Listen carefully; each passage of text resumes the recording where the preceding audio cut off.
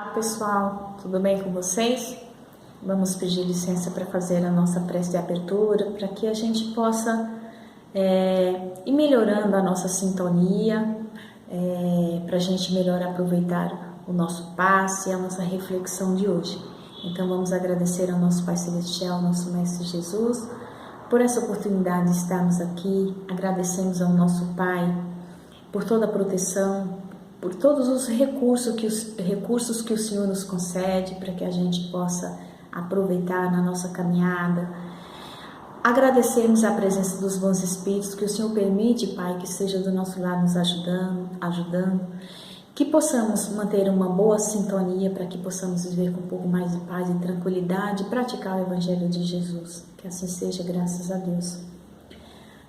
A leitura da nossa preleção é uma passagem que está no capítulo 4 do Evangelho segundo o Espiritismo, que o Kardec deu o título "Ninguém pode ver o reino de Deus se não nascer de novo". Essa frase é uma resposta a Nicodemos, o fariseu doutor da lei, que vai interrogar Jesus, e Jesus responde dessa forma para ele. E a reencarnação, gente, não é uma coisa que o Espiritismo criou. Pelo contrário, sempre existiu, é citada no Velho Testamento por alguns profetas. Só que assim, na época, até a época de Jesus, ainda era muito difícil a compreensão. Então, bem lá atrás, eles usavam a palavra ressurreição, que a gente sabe que não é possível. Ressurreição seria a volta do espírito no mesmo corpo, que não é possível. A ciência deixa bem claro que não é possível. Então, o que o Espiritismo traz de novo para a gente é a palavra reencarnação, que é a volta do espírito em um corpo novo. E para a gente perceber aqui o quanto era comum esse assunto desde todos os tempos, que não tem assombro algum, não tem nada de espantoso, aqui no item 1 há uma conversa de Jesus com seus discípulos, e Jesus pergunta para eles, o que o povo diz que eu sou?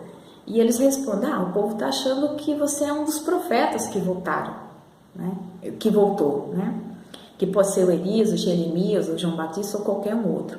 No item 2, levaram notícias de Jesus a Herodes, falando para Herodes o que Jesus andava fazendo, as suas curas, e que o povo estava achando que ele era um dos profetas que tinha voltado, que poderia ser João Batista, Elias, Jeremias ou qualquer outro.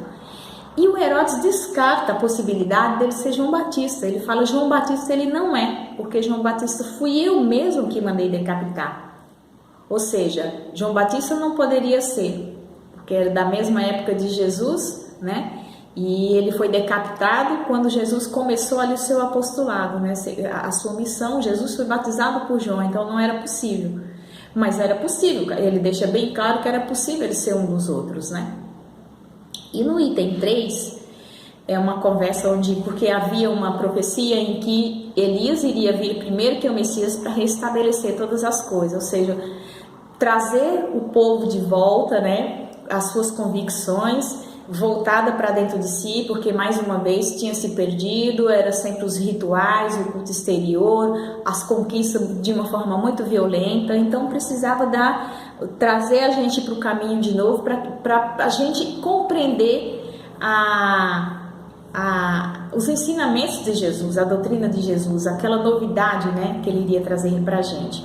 Então eles perguntam, mas se ele não veio? Aí Jesus fala, veio, só que não foi reconhecido, fizeram com ele o que quiseram. Ou seja, então entenderam que Jesus estava falando de João Batista. E para a gente compreender um pouquinho mais isso aqui na reflexão da nossa preleção de hoje, que é o item 10 e 11, é uma passagem que está no Evangelho de Mateus, o capítulo 11, versículo 12 e 15, que segundo Mateus, Jesus disse assim: desde os tempos de João Batista até agora, o reino dos céus é tomado pela força, e os que fazem violência são os que os arrebatam, porque todos os profetas e a lei até João profetizaram. E se vós o quereis bem compreender, ele mesmo é o Elias que há de vir. O que tem ouvido de ouvir, ouça. Aqui Jesus já deixa claro que nem todo mundo iria entender sua mensagem quando ele coloca: quem tem ouvido de ouvir, ouça, né? Nem todo mundo estava preparado ainda em condições de compreender a mensagem de Jesus. E aqui quando ele coloca desde os tempos de João Batista até agora, mas desde os tempos de João Batista estava encarnado na mesma época que Jesus, né? Mas o Kardec fala pra gente que Jesus, aqui no item 11, que Jesus está fazendo alusão à época em que Elias estava encarnado muito antes de Jesus, né? Aliás, que João estava encarnado muito antes de Jesus com o nome de Elias. Elias foi um profeta e muito citado no Velho Testamento, por sinal. E profetizava que ele iria voltar para restabelecer todas as coisas. E ele voltou na época de Jesus como João Batista. E Jesus afirma, porque o Kardec deixa bem claro aqui, Jesus não está falando de forma alegórica, ele não está fazendo uma alegoria. Trata-se de uma afirmação positiva quando ele diz: ele, se quereis, e se vós o quereis bem compreender, ele mesmo é o Elias que há de vir. Ou seja, João Batista. Ele veio como Elias, voltou como João e ainda iria voltar. E ele afirma: ele mesmo é o Elias que há de vir. Que João era o Elias que veio para restabelecer, para dar uma organizada na situação para a vinda de Jesus, para que a gente tivesse condições de entender um pouquinho da sua mensagem, né? E isso que fique muito bem claro para a gente que não é mentira, não vamos ter dúvida disso, porque se fosse, Jesus teria combatido como combateu várias outras inverdades, né? Mas pelo contrário, Jesus sanciona como uma lei necessária à nossa evolução.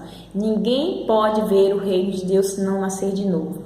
Ninguém pode ver o reino de Deus se não reencarnar de novo. Essa é uma resposta de Jesus a Nicodemos, o fariseu, doutor da lei, quando vai perguntar para Jesus como Jesus faz tais coisas que deixou o Nicodemos impressionado. E ele fala: olha, só através da experiência, através das reencarnações, eu estou aqui para dar testemunho daquilo que eu vivi. E se para você compreender isso que eu estou fazendo, você precisa reencarnar de novo, né? E aí reencarnar com corpo e espírito, né? Com esse corpo material, viver as nossas experiências. A cada encarnação a gente procurar se melhorar e conquistando, né, as nossas conquistas morais, espirituais, intelectuais, e assim vamos nos aprimorando, fazendo a nossa reforma íntima, compreendendo essa lei, colocando ela em prática e evoluindo a chegar a um ponto de sermos um espírito puro. E aí nós vamos ter a capacidade de ver o reino de Deus, que é compreender e praticar essas leis. E para isso é necessário a reencarnação, quantas vezes, né, a gente precisar para chegar a ponto de ter essa conquista tão sublime. Então essa é a nossa mensagem de hoje, e que possamos aproveitar, já que temos a responsabilidade, sabemos que não estamos aqui a passeio, mas tem o objetivo, né, de estarmos aqui vivendo essa experiência, para melhorarmos como seres humanos, para sentir, né, a empatia pelo outro, para fazer para o outro aquilo que a gente gostaria que fizesse para nós mesmos. Que é só através do amor que as coisas irão se modificar, e através do amor que nós vamos extinguir o orgulho, o egoísmo, a vaidade, e aí nós vamos melhorando e vamos compreendendo que esse é o caminho, com humildade, como Jesus coloca, pela brandura que nós iremos fazer as nossas conquistas, porque esse é o caminho que vai nos iluminar. Então, que Deus nos abençoe e que possamos aproveitar cada dia mais, né, esses ensinamentos. E agora vamos fazer as nossas vibrações, vamos unir os nossos pensamentos e pensar naqueles países que se encontram em meio a essa guerra toda, tanto sofrimento, tanta violência, morte, o sossego das pessoas perdendo, né, suas casas, seus trabalhos.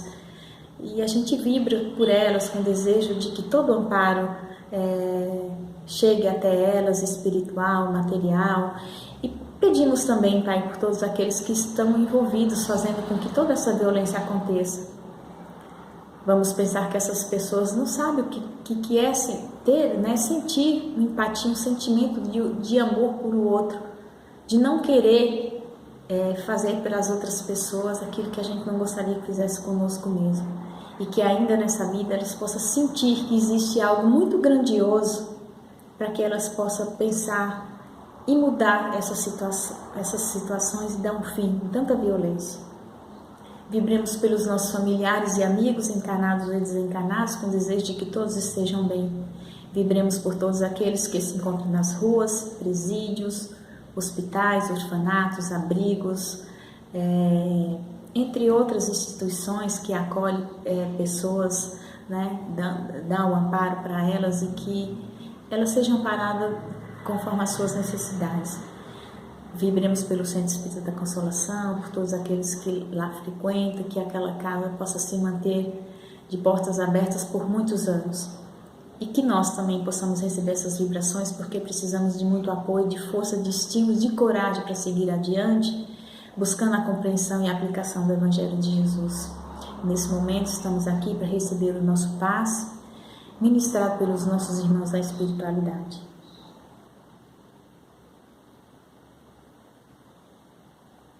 Agora vamos pensar naquela pessoa que gostaríamos muito, onde quer que ela esteja, que esse bem chegue até ela também.